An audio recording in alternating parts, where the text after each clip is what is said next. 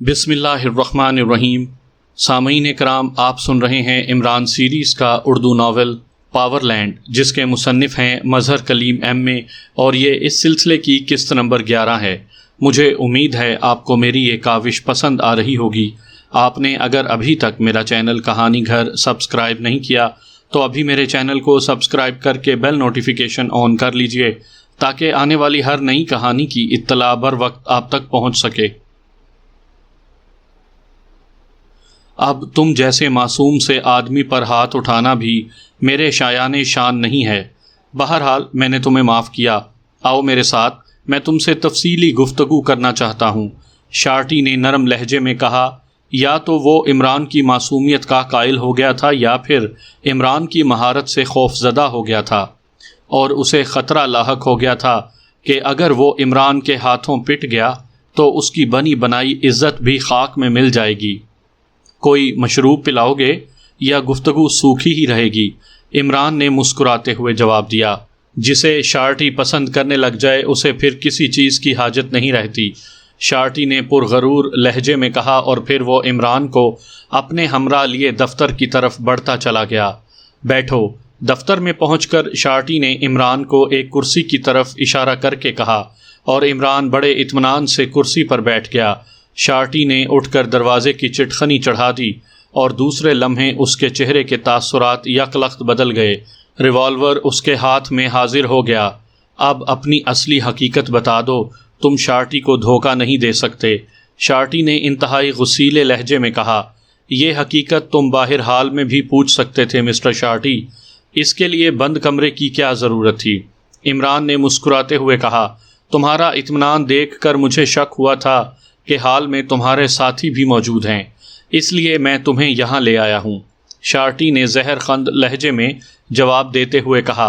او، تم کب سے اتنے بزدل ہو گئے ہو شارٹی؟ پرنس آف ڈھمپ نے تو تمہاری جی داری کی بڑی تعریف کی تھی، لیکن عمران نے الفاظ کو چباتے ہوئے کہا۔ کس نے تم نے کس کا نام لیا؟ شارٹی یوں اچھلا جیسے اسے بجلی کا طاقتور کرنٹ لگ گیا ہو۔ پرنس آف ڈھمپ نے، عمران نے مسکراتے ہوئے جواب دیا۔ ارے تم پرنس آف ڈھمپ کے آدمی ہو؟ اوہ، تبھی اتنے بے جگر ہو۔ او، تم نے کس کا نام لے دیا؟ کہاں ہے پرنس آف ڈھمپ؟ مجھے کتنی حسرت تھی کہ کاش کبھی اس سے دوبارہ ملاقات ہو جاتی۔ شارٹی کے الفاظ اور تاثرات یکلخت بدل گئے، اور اس نے ریوالور یوں جیب میں ڈال لیا جیسے صدیوں سے بچھڑے ہوئے مجنوں کو لیلا کے متعلق بتا دیا گیا ہو۔ اگر پرنس آف ڈھمپ سے ملوا دوں تو کیا انعام ملے گا؟ عمران نے مسکراتے ہوئے کہا۔ تم پرنس آف ڈھمپ سے ملوا سکتے ہو؟ کاش یہ سچ ہو۔ تم انعام کی بات کرتے ہو، تم میری جان بھی لے سکتے ہو، شارٹی نے بڑے پرخلوص لہجے میں کہا۔ چلو، تمہیں اتنی ہی حسرت ہے تو پھر مل لو، پرنس آف ڈھمپ حاضر ہے، عمران نے اس بار اپنے اصل لہجے میں کہا، اور عمران کی اصل آواز سنتے ہی شارٹی چند لمحوں کے لیے بت کی طرح ساکت ہو گیا۔ اس کی آنکھیں حیرت سے پھیلتی چلی گئیں۔ پرنس تم؟ ارے پرنس، شارٹی نے اچھلتے ہوئے کہا، اور دوسرے لمحے وہ یوں عمران سے چمٹ گیا جیسے بازوؤں میں بھینچ کر ہی مار ڈالے گا۔ ارے میری پسلیاں! بھائی شارٹی، مجھ پر رحم کرو، ورنہ میں دوبارہ وکٹر بن جاؤں گا، عمران نے بھینچے لہجے میں کہا، اور شارٹی نے اسے چھوڑ دیا۔ او پرنس، تم نے مجھے اپنے آنے کی اطلاع کیوں نہیں دی؟ میں تمہارا استقبال ایئرپورٹ پر کرتا، شارٹی نے خوشی سے دونوں ہاتھ ملتے ہوئے کہا، تاکہ تم پرنس کا جنازہ اٹھا کر کیسینو پہنچتے، عمران نے مسکراتے ہوئے کہا، اور شارٹی کے جسم کو ایک زوردار جھٹکا لگا۔ او، تو یہ بات ہے، تم کسی مشن پر آئے ہو؟ او، میں سمجھ گیا، اسی لیے تم نے حال میں اپنی شناخت نہ کروائی، شارٹی نے سنجیدہ لہجے میں کہا۔ اب وہ سامنے والی کرسی پر بیٹھ گیا تھا۔ مشن بھی چھوٹا موٹا نہیں، بڑا تگڑا مشن ہے۔ پاور لینڈ کے متعلق جانتے ہو؟ عمران نے براہ راست سوال کیا۔ اسے شارٹی کے بارے میں اچھی طرح علم تھا کہ شارٹی کا تعلق پاور لینڈ سے ہوا بھی تب بھی وہ عمران سے کچھ نہ چھپائے گا۔ شارٹی کی زندگی ایک بار اس نے ایک بہت بڑی تنظیم کے ہاتھوں سے بچائی تھی، اور اس تنظیم کا مقابلہ کرتے ہوئے عمران شدید زخمی بھی ہو گیا تھا، لیکن اس نے پوری تنظیم کا خاتمہ کر دیا تھا۔ یہ 10-12 سال قبل کی بات تھی۔ تب سے شارٹی اس کا بے دام غلام بن گیا تھا۔ پاور لینڈ، اوہ، تم پاور لینڈ کے خلاف کام کر رہے ہو۔ میں نے اس کے بارے میں سنا تو ضرور ہے لیکن توجہ نہیں کی، کیونکہ بس اس کا نام ہی سننے میں آیا ہے، کام کبھی نہیں دیکھا۔ شارٹی نے سنجیدہ لہجے میں کہا، پھر ٹھیک ہے، مجھے بس یہی خطرہ تھا کہ ہمارا یار شارٹی بھی کہیں پاور لینڈ کا غلام نہ ہو۔ عمران نے اطمینان بھرے لہجے میں جواب دیتے ہوئے کہا، میں اور غلام؟ پرنس، وہ زمانے گئے جب شارٹی کسی تنظیم کا غلام ہوا کرتا تھا۔ اب تو شارٹی خود ایک طاقتور تنظیم کا باس ہے۔ ریڈ فاکس جنری میں خاصی طاقتور تنظیم سمجھی جاتی ہے۔ شارٹی نے بڑے با اعتماد لہجے میں کہا، او تب ٹھیک ہے، پھر تم تو رچرڈ رافیل کے بارے میں بھی جانتے ہوگے، اس کا پتہ ہے 3 ایونیو 6 سائڈ اے جنری۔ عمران نے ولسن کی جیب سے ملنے والی ڈائری سے ایک پتہ بتاتے ہوئے کہا، او کنگ ڈاگ، بڑی اچھی طرح جانتا ہوں، انتہائی خطرناک آدمی ہے، اس کے پاس خاصا طاقتور گروپ ہے۔ شارٹی نے جواب دیتے ہوئے کہا، کیا تم کسی طرح اس کی شناخت کروا سکتے ہو؟ صرف شناخت؟ عمران نے اطمینان کا سانس لیتے ہوئے کہا، بالکل کرا سکتا ہوں، وہ اس وقت ہوٹل برگنزا میں ہوگا، وہی اس کا مخصوص اڈا ہے۔ شارٹی نے جواب دیا، تو پھر چلو، بس تم دور سے مجھے بتا دینا، اس کے بعد تمہارا کام ختم۔ عمران نے کرسی سے اٹھتے ہوئے کہا، ارے پرنس، یہ بھی ہو جائے گا، بیٹھو تو صحیح، اتنے عرصے بعد ملاقات ہوئی ہے، میں تمہاری شایان شان دعوت کرنا چاہتا ہوں۔ شارٹی نے چونکتے ہوئے کہا، تم میری عادت جانتے ہو شارٹی، اور ابھی تک میری یہ عادت قائم ہے کہ پہلے کام پھر طعام۔ عمران نے سنجیدہ لہجے میں کہا، اور شارٹی سر ہلاتا ہوا اٹھ کھڑا ہوا، لیکن ایک شرط ہے کہ تم جب تک جنری میں رہو گے مجھ سے ملتے رہو گے، اور سنو، ریڈ فاکس تمہاری ہر خدمت کے لیے تیار ہوگی، بس تم اشارہ کر دینا، اور اگر تم چاہو تو میں کنگ ڈاگ کو اغوا کر کے یہاں تمہارے سامنے پیش کر دوں۔ شارٹی نے بڑے سنجیدہ لہجے میں کہا، شکریہ، ضرورت پڑی تو میں تمہیں ضرور تکلیف دوں گا، ابھی تو صرف میں اس سے ملنا چاہتا ہوں، اور بس۔ عمران نے جواب دیا اور شارٹی اسے لیے ہوئے ایک اور دروازے کی طرف بڑھا۔ دروازے سے گزر کر وہ ایک گیلری میں سے گزرتے ہوئے عمارت کی پچھلی طرف بنے ہوئے ایک بڑے سے پورچ میں پہنچ گئے۔ پورچ میں سیاہ رنگ کی ایک بڑی سی کار موجود تھی۔ شارٹی نے ڈرائیونگ سیٹ سنبھالی اور عمران بڑے اطمینان سے ساتھ والی سیٹ پر براجمان ہو گیا۔ کار ایک جھٹکے سے حرکت میں آئی اور دوسرے لمحے وہ تیزی سے عمارت سے نکل کر سڑک پر آئی اور ٹریفک کے ازدحام میں شامل ہو کر آگے بڑھتی چلی گئی۔ مارٹن کیفے شائلاک کے خوبصورت ہال میں بیٹھا اپنے سامنے رکھے مشروب کی چسکیاں لے رہا تھا۔ اس کے جسم پر بہترین تراش کا ایک قیمتی سوٹ تھا، آنکھوں پر جدید سٹائل کی گاگل لگی ہوئی تھی اور وہ اس وقت خاصا چارمنگ لگ رہا تھا۔ ہال میں موجود نوجوان لڑکیوں کی نظریں اپنے ساتھیوں سے بچ بچا کر بار بار اس پر جم جاتیں۔ وہ اپنی میز پر اکیلا بیٹھا ہوا تھا۔ کئی اکیلی لڑکیوں نے اس کے ساتھ بیٹھنے کی کوشش کی لیکن مارٹن نے انہیں لفٹ نہ کرائی اور وہ مایوس ہو کر چلی گئیں۔ مارٹن کو یہاں بیٹھے ہوئے 1 گھنٹے سے زائد گزر چکا تھا۔ اس کے ساتھی شہر میں پھیلے ہوئے تھے۔ مارٹن کو یقین تھا کہ عمران اپنی اصلی شکل میں کبھی بھی جنری میں نہیں آئے گا، اس لیے اس کے پہچانے جانے کا تو سوال ہی پیدا نہ ہوتا تھا۔ البتہ صرف ایک امکان تھا کہ اگر باس کے کہنے کے مطابق ماسٹر کلر کا جوانہ اس کے ساتھ ہے تو پھر جوانہ کو آسانی سے پہچانا جا سکتا تھا۔ اگر وہ میک اپ میں بھی ہوگا تب بھی اپنے مخصوص ڈیل ڈول کی وجہ سے آسانی سے پہچان لیا جائے گا۔ مارٹن نے اپنے ساتھیوں کو پورے شہر میں پھیلا رکھا تھا تاکہ جیسے ہی جوانہ نظر آئے وہ اسے اطلاع کر دیں تاکہ وہ فوری طور پر ایکشن میں آ جائے۔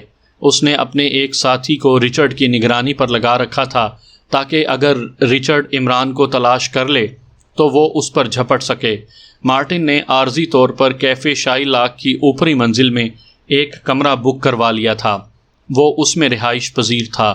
ابھی مارٹن مشروب کی چسکیاں لیتے ہوئے عمران کے متعلق سوچ ہی رہا تھا کہ ایک ویٹر ہاتھ میں پلیٹ اٹھائے تیزی سے اس کی طرف بڑھا۔ آپ کا ٹیلی فونک پیغام۔ ویٹر نے بڑے مؤدبانہ انداز میں پلیٹ جس میں ایک کاغذ رکھا ہوا تھا مارٹن کے سامنے میز پر رکھ دی۔ ٹھیک ہے، مارٹن نے بڑے نیازانہ انداز میں جواب دیا اور ویٹر مؤدبانہ انداز میں پیچھے ہٹا اور پھر مڑ کر واپس چلا گیا۔ مارٹن نے بڑے اطمینان سے مشروب کی آخری چسکی لی اور پھر جام کو واپس میز پر رکھ کر اس نے پلیٹ میں سے کاغذ اٹھا لیا۔ اس پر چند لائنیں ٹائپ شدہ موجود تھیں۔ مارکیٹ کھل گئی ہے، ہوٹل برگنزا میں میٹنگ ہو رہی ہے، کنگ ڈاگ نامی فرم زیادہ بولی دے رہی ہے۔ کاغذ پر لکھی ہوئی سطروں پر مارٹن کی نظریں پھسلتی چلی جا رہی تھیں اور ساتھ ہی اس کے لبوں پر ہلکی سی مسکراہٹ تیرنے لگی۔ وہ کوڈ پیغام کا مطلب اچھی طرح سمجھ گیا تھا کہ رچرڈ، جسے عرف عام میں کنگ ڈاگ کہا جاتا ہے، نے جوانا کو تلاش کر لیا ہے اور اسے اغوا کر کے ہوٹل برگنزا میں لایا گیا ہے۔ مارٹن نے کاغذ کو طے کر کے جیب میں رکھا اور پھر کرسی سے اٹھ کر وہ تیز تیز قدم اٹھاتا لفٹ کی طرف بڑھتا چلا گیا۔ چند لمحوں میں ہی لفٹ نے اسے اوپر والی منزل میں پہنچا دیا۔ اپنے کمرے میں پہنچ کر مارٹن نے الماری کھولی اور اس میں رکھا ہوا ایک جدید ساخت کا کیسٹ ریکارڈر اٹھا کر اپنے کمرے میں رکھی ہوئی میز پر رکھ دیا۔ دروازے کو اندر سے بند کر کے اس نے کیسٹ ریکارڈ کو اٹھایا اور باتھ روم میں داخل ہو گیا۔ باتھ روم میں پہنچ کر اس نے اس کا دروازہ بند کر دیا اور پھر شاور کھولنے کے بعد اس نے کیسٹ ریکارڈر کا ایریل اونچا کیا اور اس کے بٹن کو آن کر دیا۔ چند لمحوں بعد کیسٹ ریکارڈر سے ڈسکو میوزک کا شور بلند ہونے لگا۔ میوزک آہستہ آہستہ پس منظر میں چلا گیا اور ایک مردانہ آواز غالب آ گئی۔ اسٹار بول رہا ہوں باس، اوور۔ بولنے والے کا لہجہ مودبانہ تھا۔ بلیک سن کالنگ، مکمل رپورٹ دو، اوور۔ مارٹن نے جواب دیا۔ لہجہ تہکمانہ تھا۔ باس، میں ایئرپورٹ پر موجود تھا کہ جوانا اور ایک حبشی اس جہاز سے اترے۔ کنگ ڈاگ کے کئی ساتھی ایئرپورٹ پر موجود تھے اور پھر جوانا اور دوسرا حبشی انہی کی ایک ٹیکسی میں بیٹھ گئے۔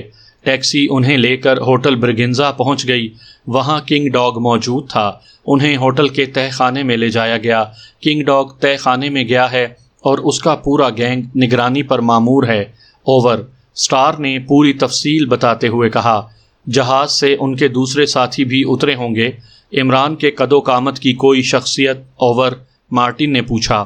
ایک نوجوان پر شک ہوا تھا، وہ اطالوی تھا لیکن وہ بالکل اکیلا تھا۔ مون نے میرے کہنے پر اس کا تعاقب کیا تھا۔ اس نے ابھی رپورٹ دی ہے کہ وہ نوجوان کیسینو D6 میں گیا ہے۔ وہاں اسے کوئی نہیں پہچانتا۔ اس کا وہاں جھگڑا ہوا جس میں اس نے حیرت انگیز شعبدے دکھائے ہیں اور اب وہ شارٹی کے دفتر میں بیٹھا ہوا ہے۔ اس کا نام وکٹر مارک ہے، اطالوی ہے، اوور۔ اسٹار نے تفصیل بتاتے ہوئے کہا۔ جھگڑے میں شعبدے؟ ارے وہی تو عمران ہے، اس کی لڑائی کا طریقہ یہی ہے۔ مون اب کہاں ہے، جلدی بتاؤ، اوور۔ مارٹن نے چونکتے ہوئے کہا۔ اسے 100% یقین ہو گیا تھا کہ عمران ہی وکٹر مارک کے میک اپ میں ہے۔ اس کا چہرہ خوشی سے دمک اٹھا کہ اس نے عمران کو تقریباً تلاش کر ہی لیا ہے۔ مون ابھی تک کیسینو میں ہی ہے، اوور۔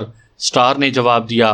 اوکے، تم ہوٹل برگنزا میں نگرانی کرو، جب تک میں حکم نہ دوں مداخلت کی ضرورت نہیں ہے، اوور اینڈ آل۔ مارٹن نے تیز لہجے میں کہا اور پھر اس نے تیزی سے نوب گھمانی شروع کر دی۔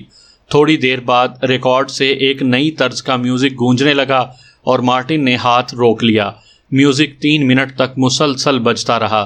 پھر اس پر ایک مردانہ آواز سنائی دی۔ مون سپیکنگ، اوور۔ بولنے والے کا لہجہ مودبانہ تھا۔ کال ریسیو کرنے میں اتنی دیر کیوں کر دی، اوور؟ مارٹن نے انتہائی تلخ لہجے میں کہا۔ سوری باس، موقع ہی نہ تھا۔ میں اس وقت ایک کار میں سفر کر رہا تھا اور ارد گرد کاریں میرے متوازی چل رہی تھیں، اوور۔ مون نے عاجزانہ لہجے میں جواب دیتے ہوئے کہا۔ اوہ، کار میں سفر؟ کیوں؟ تم تو کیسینو D6 میں تھے، اوور۔ مارٹن نے چونکتے ہوئے کہا۔ یس باس، میں ایئرپورٹ سے اسٹار کے کہنے پر ایک اطالوی نوجوان کا تعاقب کرتے ہوئے کیسینو پہنچا۔ وہاں اطالوی نوجوان کا کیسینو کے غنڈے سے جھگڑا ہو گیا جس میں اس غنڈے نے بری طرح شکست کھائی۔ اس پر شارٹی، جو ریڈ فاکس کہلاتا ہے، باہر آ گیا۔ اس نوجوان نے اس سے بھی بڑے حیرت انگیز طریقے سے ریوالور چھین لیا اور پھر بڑی معصومیت سے بھرا ہوا ریوالور واپس کر دیا۔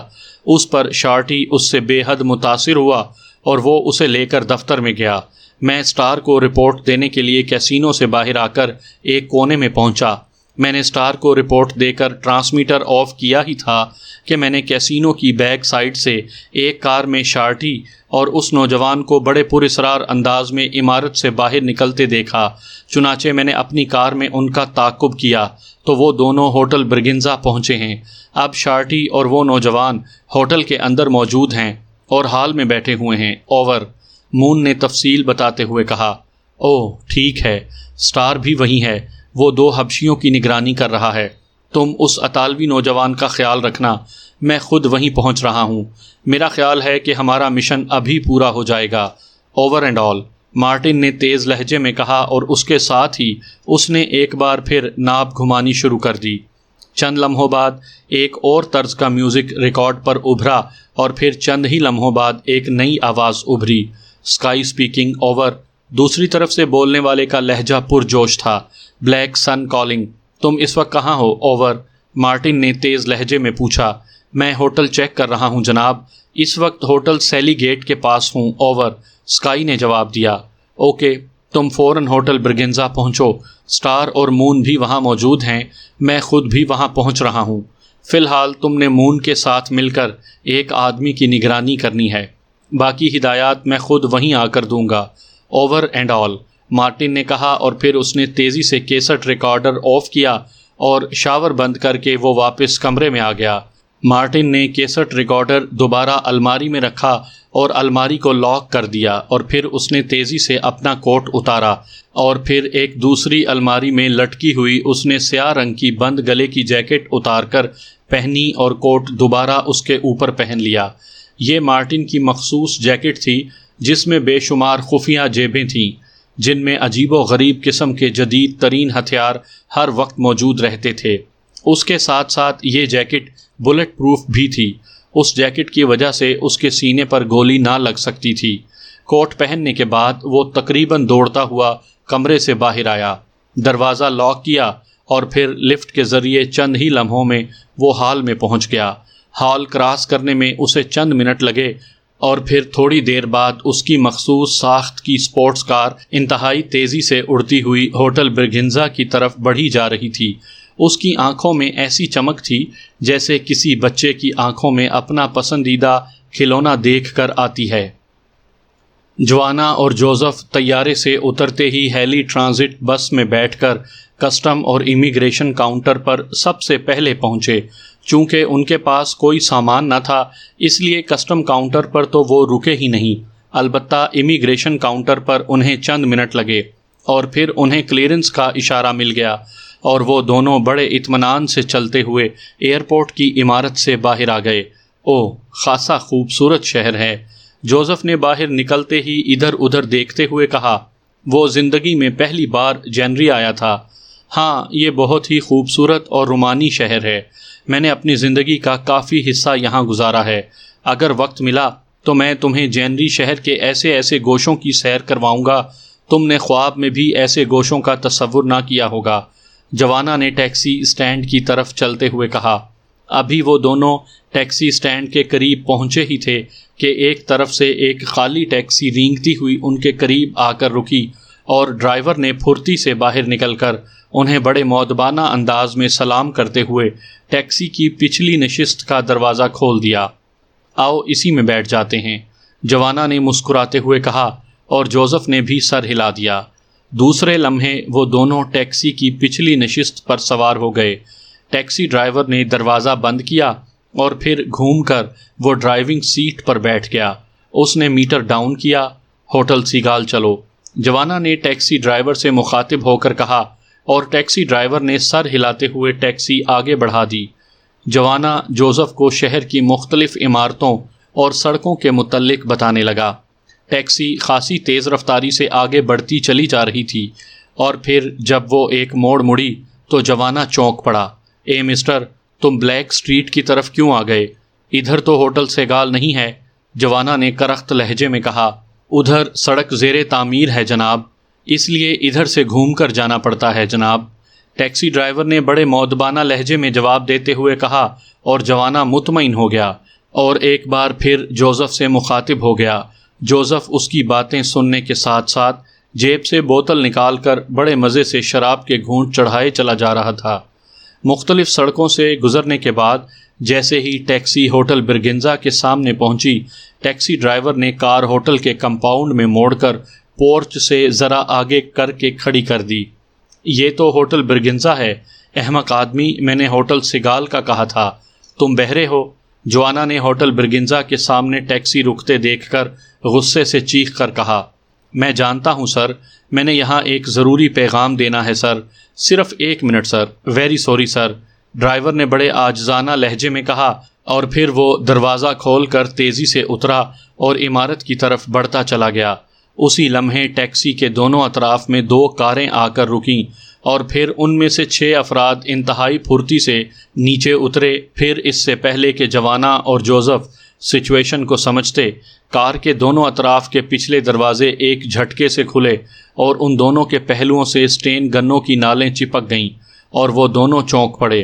خاموشی سے نیچے اتراؤ، خبردار اگر غلط حرکت کی تو 1 لمحے میں بھون دیے جاؤ گے، انتہائی کرخت لہجے میں انہیں حکم دیا گیا، اور جوانا اور جوزف حیرت بھرے انداز میں ایک دوسرے کو دیکھنے لگے۔ ان کو شاید اس بات کا خیال تک نہ تھا کہ یوں اترتے ہی کارروائی شروع ہو جائے گی، ورنہ وہ پہلے ہی سے ہوشیار ہو جاتے۔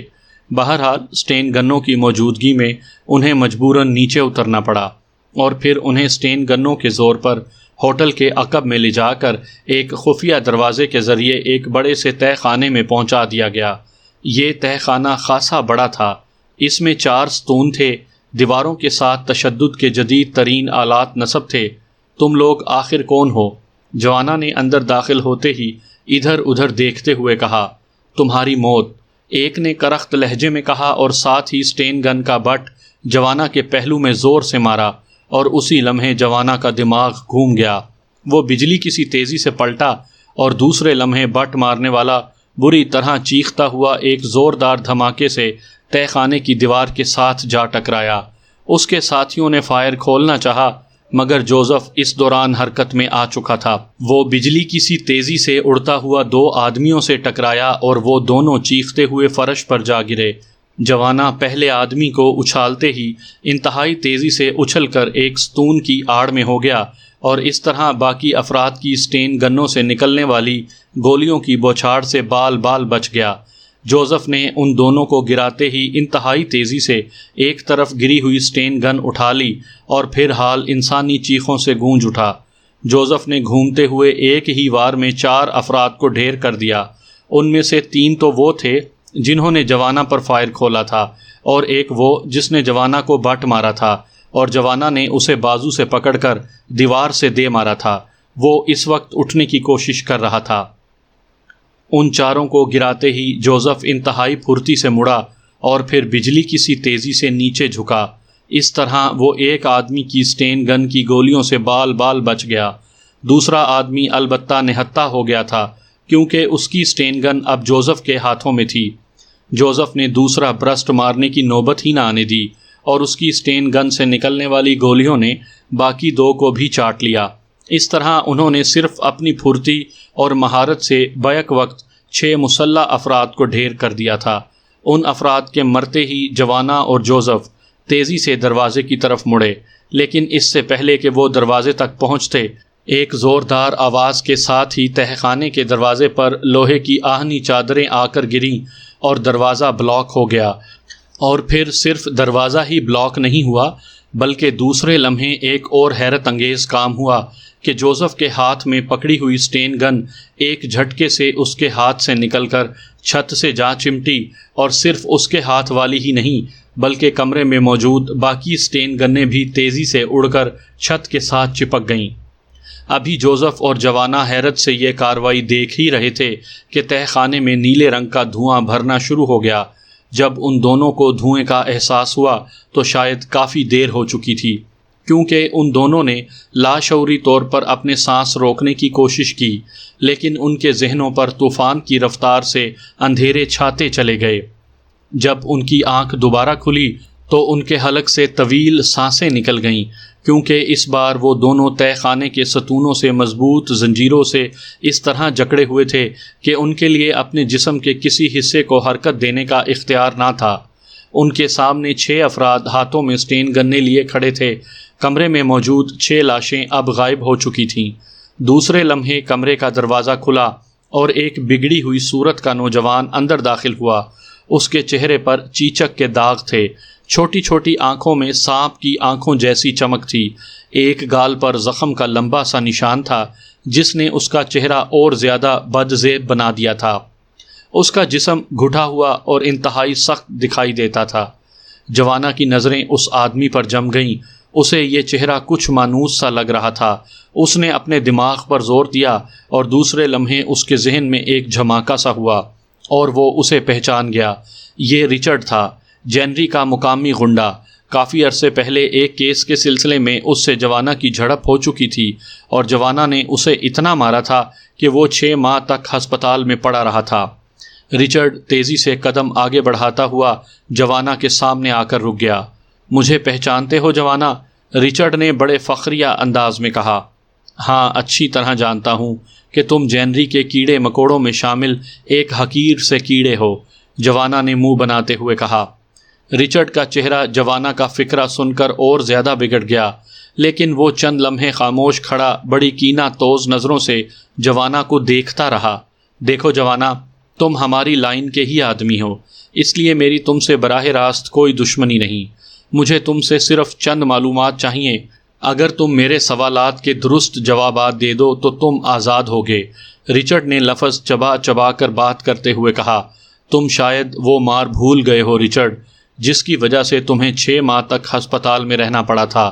تم جیسے حقیر اور بزدل چوہے تو جوانا کا نام سنتے ہی بلوں میں دبک جاتے تھے۔ آج تمہیں یہ جرأت ہو گئی کہ تم جوانا کے سامنے اکڑے کھڑے ہو۔ جوانا نے پہلے سے زیادہ تلخ لہجے میں جواب دیتے ہوئے کہا۔ اس کا مطلب ہے کہ تم کچھ بتانے کے لیے تیار نہیں ہو۔ تو ٹھیک ہے، پھر مجبوری ہے۔ تمہارا جسم گولیاں مانگتا ہے تو میں تمہیں اسٹین گن کی سینکڑوں گولیاں دینے پر مجبور ہوں، رچرڈ نے جواب دیا اور پھر تیزی سے پیچھے ہٹتا چلا گیا۔ دروازے کے سامنے پہنچ کر اس نے اشارے سے ساتھ کھڑے ایک اسٹین گن بردار کو اسٹین گن دینے کے لیے کہا۔ دوسرے لمحے اس کے ہاتھ میں ایک اسٹین گن پہنچ گئی۔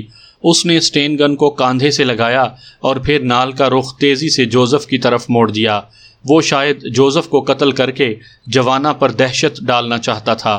سنو رچرڈ، تم میرے ساتھی کو قتل کر کے مجھ پر روب نہیں ڈال سکتے۔ تم نے پہلے بھی اپنے 6 ساتھیوں کی لاشیں یہاں سے اٹھائی ہیں، اور اگر تمہاری اسٹین گن سے ایک گولی بھی نکلی تو پھر یہ پورا ہوٹل لاشوں سے بھر جائے گا، جوانا نے تلخ لہجے میں کہا۔